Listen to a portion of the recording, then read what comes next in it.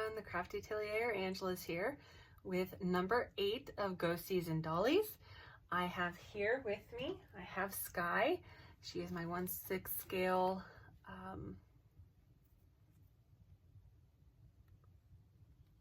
that's a Dust of Dolls Cody or something.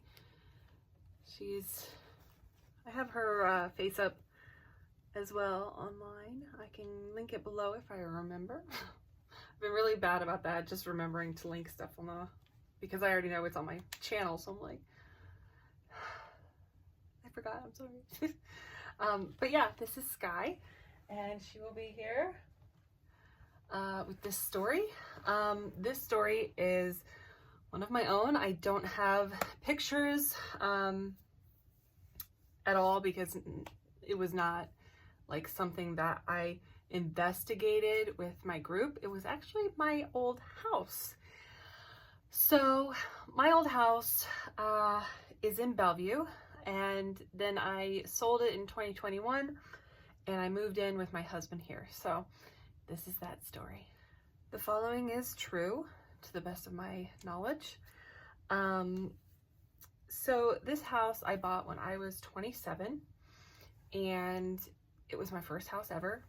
And yeah, I thought I passed it up the first time. I came back around to it and saw that, yeah, it's in my price range, all that stuff. And my sister moved in with me. So I thought that was better than like a roommate because I didn't know any other person that was like wanting to move in. Plus, I already knew how she was. So we moved in. The very first week, even like the first couple days that we moved in, my sister, so this was a 3-bedroom house, and it had converted the garage into a bedroom, which became mine, and the laundry room, which was connected on one side of the house. On the other side of the house was 2 bedrooms and a bathroom. And my sister took the bigger room because, you know, it was like the master bedroom of the house when the house didn't have another bigger room. So she took that room, and you could tell, like on that side of the house, it was kind of weird.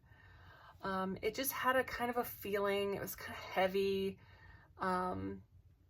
You know, when it was dark at night. That was my bag. Oh, that scared me. Okay. So at night, when it was dark in the hallway there, because it was like maybe like a 3-foot to 4-foot hallway, like from her bedroom to the bathroom, and then the other bedroom was right there, and into the living room. But I could see across the living room from my door into that hallway, and it was like black. It was like blacker than black all the time when the lights were out. And it just had like a really eerie feeling. So I made her sit on that side of the couch whenever we watched TV. Yeah, because I was like, no, that's your bedroom, that's your side. So 2 days in or so, she came to me and goes, what do you think about the house? And she kind of gave me that look, you know. And I said, well, I think it's fine. I mean, I've been sleeping fine. Even though, you know, it's a major change from sleeping at your parents' house that you've lived with, you know, all your life. And she goes, well, I've been having some weird dreams and, you know, nightmares and things. And she goes, it's just weird. You know, I even talked to her today and asked her about it so I could get the information for you guys, like what exactly happened, because I couldn't remember, or she didn't tell me all of it. But basically what she said was, she's like, yeah, that's a bad room. She thought it was in her closet. So I was like, you know, thinking, oh, that must just be like some little childish thing. But I did a, what's it called?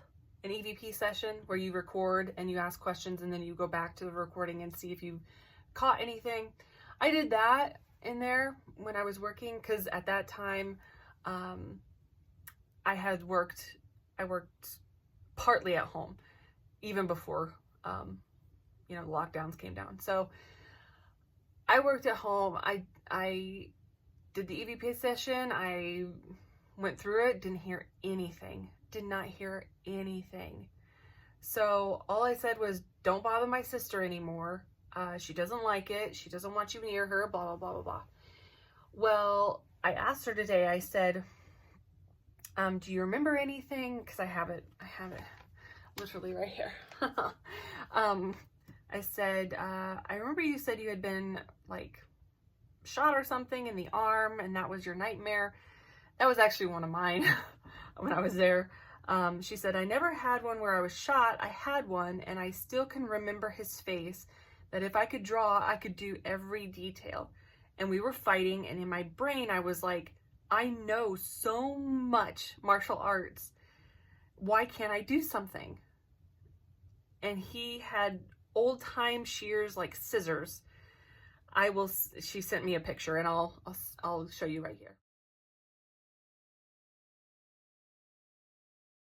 So after she sent me that picture, she said he was snipping at the back of her legs while backing her into a corner on the ground, and his face was right in, she said, his face was right in mine. She said the other nightmares she had, although vivid, she couldn't remember much, but they were all violent and not fun. So she would have these nightmares like a lot.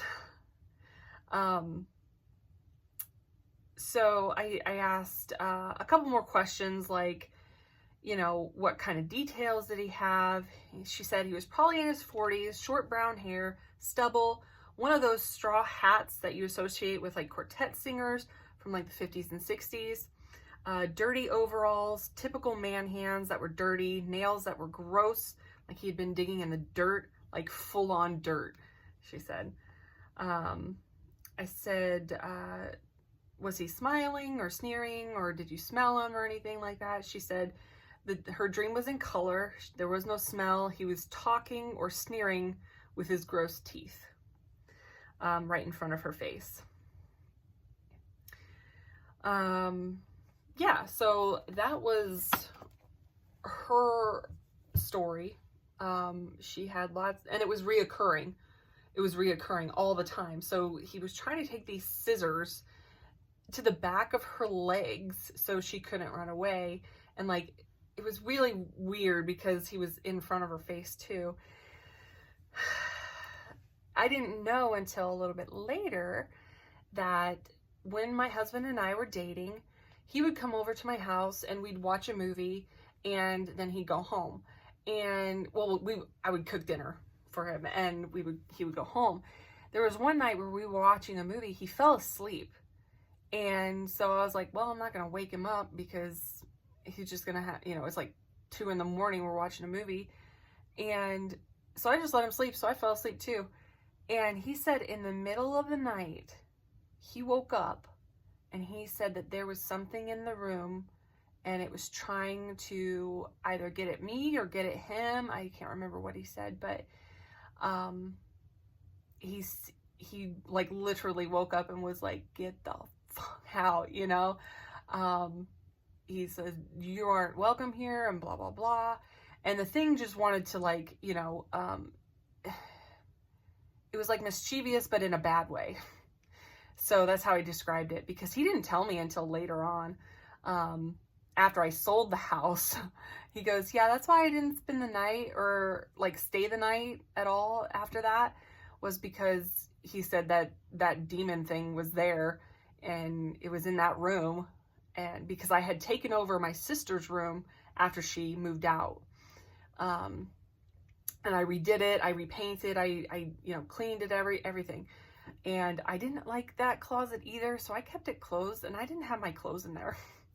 I used my room for clothes, and I just slept in there a couple times. And then that's when I sold the house. So she moved out, and then shortly after I sold the house. So yeah, I was like, oh, well, that would have been nice to know, because I was sleeping there too by myself. So yeah, there was that. There is one more thing, and it was an experience that I had when my sister was, I think she had already moved out as well. So it was, again, in this time frame of like her moving out, me redoing the room, finding out about some family issue things, and then selling the house and having Tim over and all that stuff. All that was like in a very short amount of time. I would say within like 5-6 months that all that happened. So the atmosphere of the house was very up, you know, it was just, yeah, you know, it's just kind of all over the place. So my experience there, I never heard anything. I never saw anything until one night. And I know that it wasn't from the house. I got word that, this one's a little bit more personal, but my aunt, one of my aunts that I knew when I was very, very young, and thought was dead, you know, after 25 years of no contact. My mom got in touch, well, her sister got in touch with her, my mom, and, you know, they were talking for a few months, and it wasn't good talk, obviously, which is why she, you know, left for 25 years. But no, she reached out because she was dying. So she had cancer all over. She didn't live a very good life. She was, you know, abused in relationships. She was, you know, she hopped to relationships. She was on drugs all the time, and, you know, would do things, she would prostitute herself. And so, yeah, great. So I had dismissed her a long, long time ago. She tried to come in between my parents' marriage all the time. You know, just an awful, awful, awful person. Just an awful person. And so I saw her and talked to her for about a minute during this time that my mom was in contact with her, and then her death. So I talked to her on like FaceTime or something for like a minute, and I saw what she looked like, and she was that like really thin, big boobs, you know, kind of gross blonde tangly hair, like slicked back, and her face was like orange where she was putting on makeup and stuff. That was her. That was her. And I don't remember her like that, but that was her. So she was kind of in and out of the conversation, and it was very awkward. And I yelled at my mom after, saying, "You shouldn't have done that to me." You know, she kind of handed me the phone and was like, "Here, talk to your aunt." I was like, I don't want to talk to her. So I know what she looked like. The next thing I know, I'm in bed, right? It's late at night. I knew this information probably 3 days prior that she had passed away. And I was just reading with my cats. I had my 2 cats still with me, Draco and Jack, and sleeping on my bed, minding my own business. Next thing I know, I see this thing. Like I'm staring off because I'm remembering it. It freaked me the fuck out. It was her, and she did this really, like, it's giving me chills right now. Hold on. She did the creepiest shit I had ever seen. I just saw her head, and in the doorway, she was upside down, and she had her hair still in her little ponytail, like she always did when I saw her. And she was upside down, and I saw her hair come in, right? Because she had longer hair. She had long hair like I did, like I do. And it came in, and then I saw her head, and she looked at me from the corner of the door. So here's the door corner. She came in from like here, and she looked down. And so her like hair was God, this is so bad. I'm explaining it so bad. So let me see here. Okay, so here's Sky. All right, this is the door frame. This frame. Okay, this is the door frame. She came down. There's her hair like that. She came down like that and looked at me like that. And I stopped reading because I saw it out of the corner of my eye because my bed faced the door. And I looked over and it freaked me the fuck out because she was pale, gray, scraggly, and her eyes were just kind of sunken in. And she was just staring at me, just staring. And I was like, you know, I slammed my book down. The cats were just staring too. They didn't move. And I hopped up like this and I said, get the fuck out, you know, and I just screamed and screamed and not like screaming like, but like screaming at her because I knew who she was because I remembered what she looked like. And I said, you're not allowed in this house and blah, blah, blah. Don't ever visit me ever again. And blah, you know, all this. And she left. She left. I told my mom this a couple days later of what happened. And yeah, never seen her since. But it was in that house. So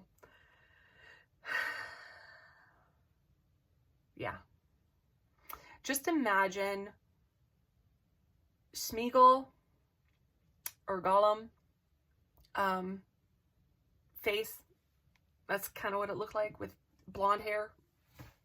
So yeah, it was awful. But that's all I have, you guys, for this go around. Hopefully you enjoyed. Hopefully this one didn't scare too much, because it scared me a lot.